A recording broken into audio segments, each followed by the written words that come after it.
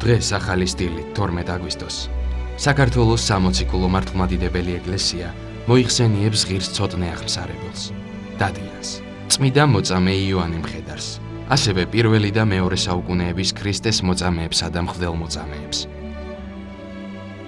წმიდა ცოტნე დადიანი, კაცი პატიოსანი და სათნოებიანი და ბრძოლასა შინა სახელოვანი, ცხოვრობდა და მოღვაწეობდა მე-13 საუკუნეში. ამ დროს საქართველო მონღოლთა უღელქვეშ იტანჯებოდა. რუსუდან მეფის გარდაცვალების შემდეგ 1245 წელს მონღოლებმა საქართველოს მთავრებს უმძიმესი ხარკი დაუწესეს და თან ბრძოლებში მონაწილეობაც დაავალეს.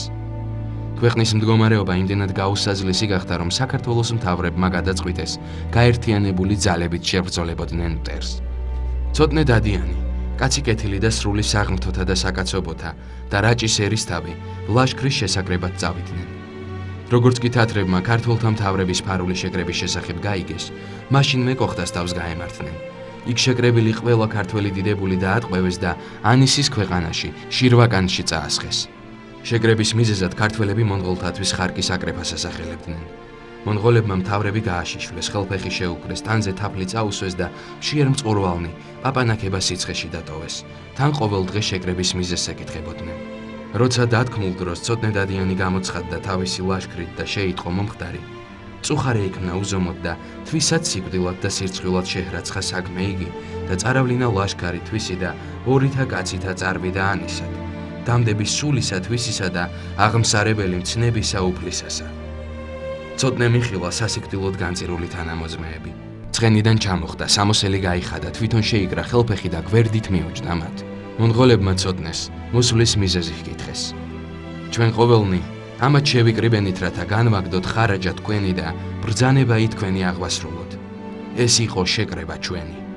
აც თქვენ ძვირის მოქმედთა თანა შეგვრაცხენით და მე ამის ძალით მოვედ წინაშე თქვენსა, რათა გამოიკითხოთ და უკეთუ ღირსი რაიმე სიკვდილისა უქმნიეს, მეცა მათ თანა მოვკვდე, რამე თუ თვინიერ ჩემსა არ არა უქმნიეს. უკეთუ ცხოვრდნენ, მათ თანა ვიყო. უპასუხა ცოტნემ. ცოტნე დადიანის ასეთმა თავდადებამ იმდენად იმოქმედა მონღოლებზე, რომ მათ ქართველების განთავისუფლება გადაწყვიტეს. ყოველთა ქართველთა შენ მოგანიჭებთ და შენ და მინდობილ ვართ. უთხრეს მათ ცოტნეს და ყველანი გაანთავისუფლეს. 1259 წლის მონღოლების წინააღმდეგ მოწყობილ აჯანყებაში ცოტნე დადიანის სახელი აღარ ჩანს. ვარაუდობენ, რომ ამ დროისათვის ცოტნე დადიანი უკვე გარდაცვლილი იყო. საქართველოში ყველა მიცის ცოტნე დადიანის შესახებ. მისი გმირობა ყოველთვის სარწმუნოების, სიყვარულისა და თავდადების მაგალითი იყო და ერი ყოველთვის წმინდანის პატივს მიაგებდა მას. წმინდა სინოდის 1999 წლის 26 ოქტომბრის განჩინებით ცოტნე დადიანის წმინდანად შერაცხვა იყო მართლმორწმუნე ერისნების გამოხატულება.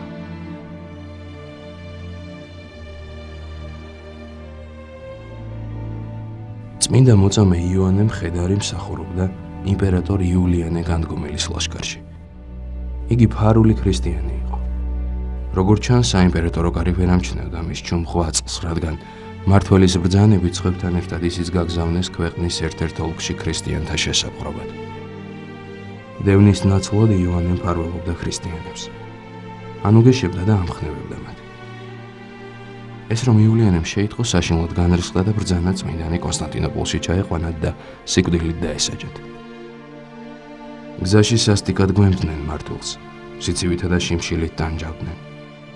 როცა მათ დედაქალაქამდე ჩააღწიეს, იმპერატორის სპარსელებთან საომრად იყო წასული და მის დაბრუნებამდე უფლის რჩეული საპყრობილეში გამოკეტეს.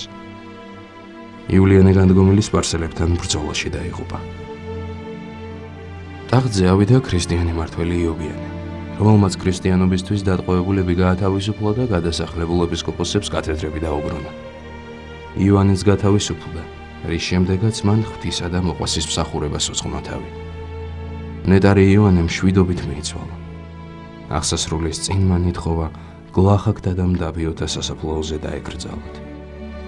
მისი ანდერძი შეასრულეს, რის გამოც წმინდანის საფლავი დაიკარგა.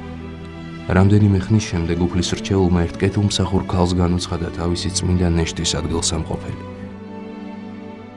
აღმოყვანების შემდეგ უხრწნელი ნაწილები კონსტანტინოპოლში წმინდა იოანე ღვთისმეტყველის სახელობის ტაძარში დაასვენეს. მათთან მრავალი სასწაულებრივი კურნება აღესრულებოდა. დღევანდელი დღის მფარველი წმინდანების ლოცვით და მეოხებით უფალმა დაიცვას და დაიფაროს სრულიად საქართველო. ამინ.